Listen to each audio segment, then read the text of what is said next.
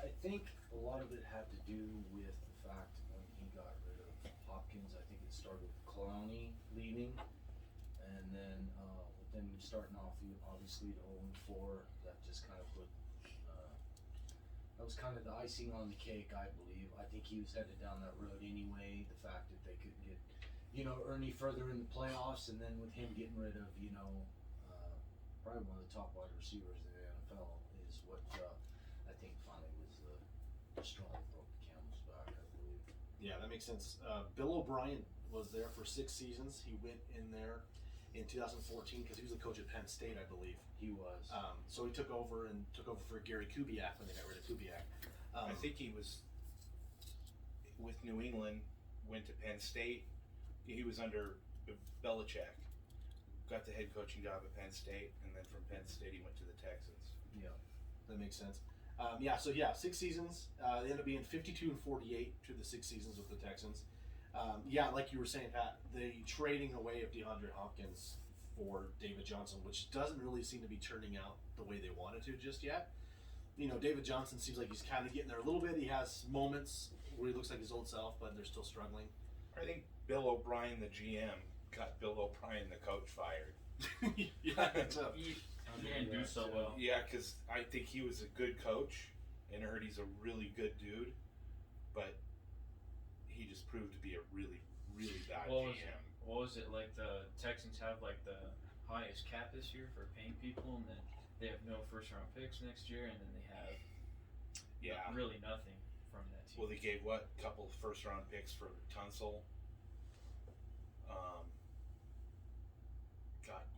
What did they get for? And then they ended up getting him back for DeAndre Hopkins. But what did they have? 4 wide receivers signed for the amount they could have paid Hopkins. And it seems like there was a lot of issues with Jack Easterby, which is the executive vice president of football operations out there.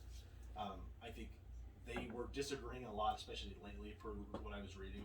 And it finally, the 0-4 start and just all the decisions made, I think, is what ended up kind of pushing it like that and then doing it so quickly. In regards to, why do you think they did this so early in the season? I was hearing today that the owner is a big fan of Bill O'Brien's. Big fan, and the daughter doesn't like him. And the daughter finally stepped up and said, hey, 0-4, we got to do something. And they're saying that Bob McNair was intimidated by Bill O'Brien. But finally the daughter said, no more, we're done. And that was it. Who's going to be coaching the team now? Romeo. So right now is the interim is Romeo Crennel, which we're familiar with him. He was in Arizona for a while. Cleveland. He was the head coach of Cleveland after he went to New England. Patriots. Yeah. Was he the defensive coordinator? Yeah. Did he ever do good? He was a great defensive coordinator, but he never made it in Cleveland. He stunk, and he's kind of hopped around a little bit. He's a good coach. Yeah. Let's just hope that gets him a couple more wins. Let's hope so. And then, so in regards to what do you think? So we're sitting at 0-4 for the Texans. Romeo Crennel's taking over now officially. What's next for Houston? Do you think this benefits like Deshaun Watson with O'Brien out? Yes. Wait. Well, maybe, but I don't know where he's on his contract, but he just signed a big contract. Yeah, it's the only thing is that I think now since Bill O'Brien's gone, he thinks he can do more now and not have all of his talent around him get traded and everything like that. Yeah. And that he can play and not have to worry about that stuff, so he can stay there in Houston and play. I think hope he can do good. I think a lot of it depends upon who the next coach is, honestly. And they said Josh McDaniels could be the next. Is who they could go for as the next coach. I could see that as a potential if he finds, because obviously Joshy boy McDaniels over there. You've been listening to Clayton a lot on it. Yeah, so that guy. I mean, the thing is, he's had all these offers, and he's been close, and then backs back up, and I think he's looking for the right spot, and I can see Houston being the right spot for him next season. Yeah, Clayton thinks that's who Bob McNair is gonna target. It's Josh McDaniels. It's Josh McDaniels. Yeah, and based on the way that who knows with the Patriots right now, up and down. It might be the time to get out of there. True. But I don't know. We'll see. We'll see what happens. In regards to that was in regards to Bill O'Brien, but Seattle 4-0. It's impressive. Beat Miami 31-23. Almost gave me another heart attack. Yeah, I was a little better with this game. I had a feeling like we talked about last week. Like going into it, it's always these, like they call them trap games, and got that feeling of like, is it going to be tight? And it always seems like when Seattle plays Miami, it is tight every time. And honestly, I think Miami looks a lot better this season than a lot of people thought. The record, It doesn't show. show for that 1-3 for them. What was it like in 2016 where we faced them in a week 1 and we almost lost to Yeah, them? Seattle ended up winning 16-12 that Even game. when we were in Seattle, they still have a tough time figuring out to beat the Dolphins. Heck, I think that's the most points we've ever scored in Miami. I Gotcha. think it's the last 4 times we played Miami. I think that's Oh, double the points we've ever scored. even Shaquille Griffin was ranked the number 1 cornerback in that week. He only allowed 11 passing yards to him and Yeah. 1 interception, 3 breakups. Could be new players. Half, 3/4 of the team that played him a couple years ago they're all gone except for Russell. Yeah. That's the game that Dominican Sue stepped on his ankle, remember? I do recall. And then the next week they played the Niners, and then he got his knee hurt. Mm-hmm. He was on a roll. Yeah, he had a good couple weeks. Poor He bastard. still never missed a snap. Yeah, but so Russell, 360 yards, 2 touchdowns. He had a pick that was kind of a bad toss. He was off his feet and off balance and tossed that one low. And Thought he could it was a good pick. It was a really good pick, I think. Yeah, DK blames himself for not fighting for that ball a little more. Yeah, but what I told obviously Russ is looking good. Here's some weird. So this is kind of a crazy thing. So. Russell with that game surpassed Brett Favre for the 8th most passing yards in his first 9 seasons. Wow. Which is, you don't think that much with Seattle being a run team for the several years that Russ has been there. Yeah. But yeah, he passed Brett Favre 8th of all time for first 9 seasons. He is 13-2 in 1 possession games since 2019. That's the most amongst any team and any quarterback right now. And then he is now with Peyton Manning in regards to 90-plus wins in his first 9 seasons. Manning has 92, and Russ just hit 90. Tell me this guy isn't great. Yeah, no kidding. How can you not say this guy is not great of what he does? There's still people out there that I was listening to Zubin, Jay Will, and Keyshawn and Jay Will this morning. Yeah. And Keyshawn said he'd still take Patrick Mahomes. He'd still take he opened his mouth and just shit comes out. Like trying to listen to Keyshawn Johnson is horrible. People will never understand. Still no respect. He said he still chose 3 quarterbacks over Russ. If Russ somehow wins MVP this year and also wins the Super Bowl, or at least wins 1 more Super Bowl throughout his career, he's gonna be first ballot and the MVP. Oh yeah, he'll be a lock for the Hall of Fame. So let's play a little future role here. So let's say Russ gets the MVP. Do you think in regards to if he gets his MVP, do you think he'll still get that respect, or is it still kind of a quiet what am I thinking here? Quiet success that he gets that no one really acknowledges. Well, I think he has respect. I just think that, like they've always talked about the Northwest, not getting a lot of press up there. I think a lot of people know what Russell Wilson's about and how great he is. I think he gets the respect he deserves.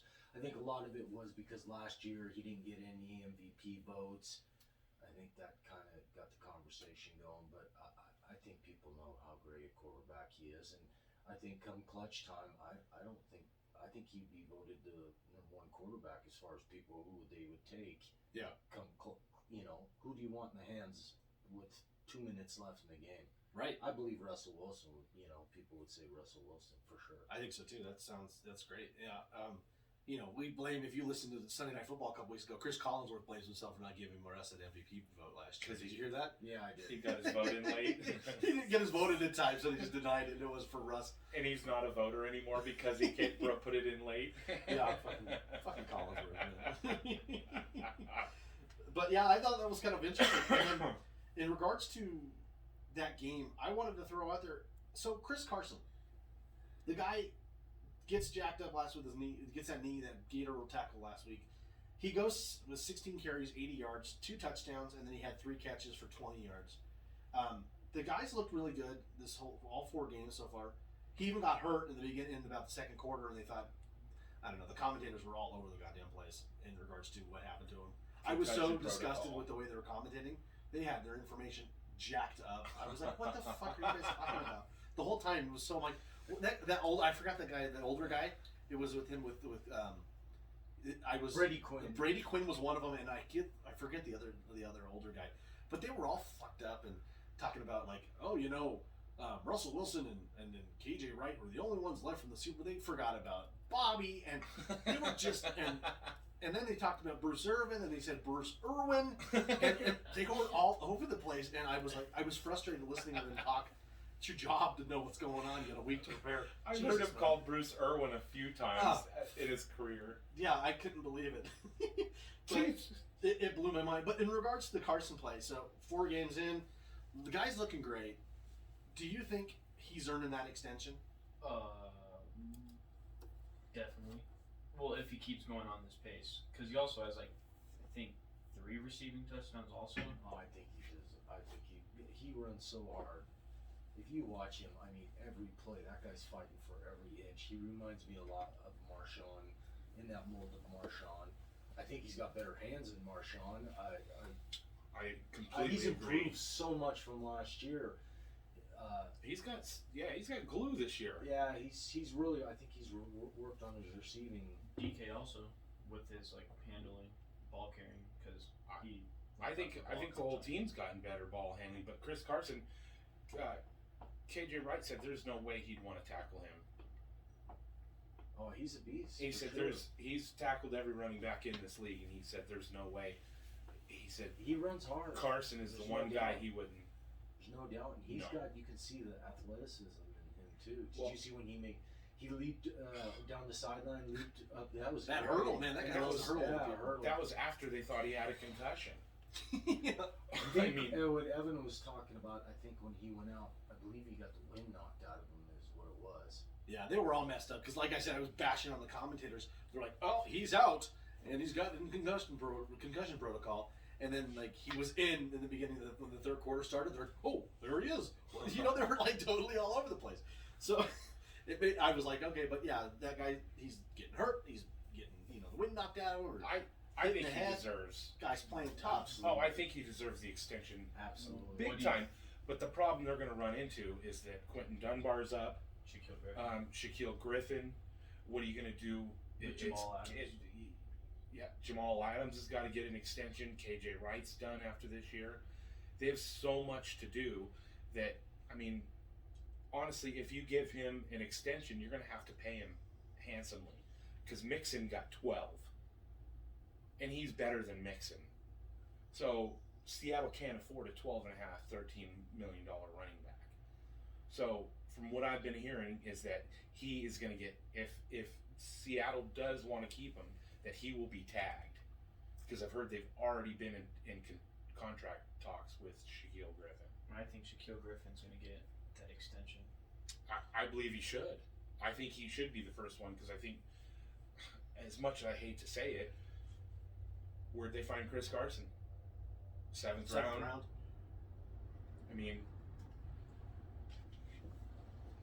It happens. That's just the way it goes. Running backs aren't what they used to be. You can find a running back in the 7th round, even an undrafted guy, which that sucks, but it is. I don't know. A little few carries DJ Dallas got, he looked pretty sharp. I was excited to kind of take a look and see how he looked. That guy, yeah, I'm worried about Penny sticking around with the way DJ looked and I heard Homer and I heard Homer's the one that's going to be the odd man out. You think so? When Rashad Penny's back. That DJ Dallas could be He- the guy that he sticks around instead of Homer.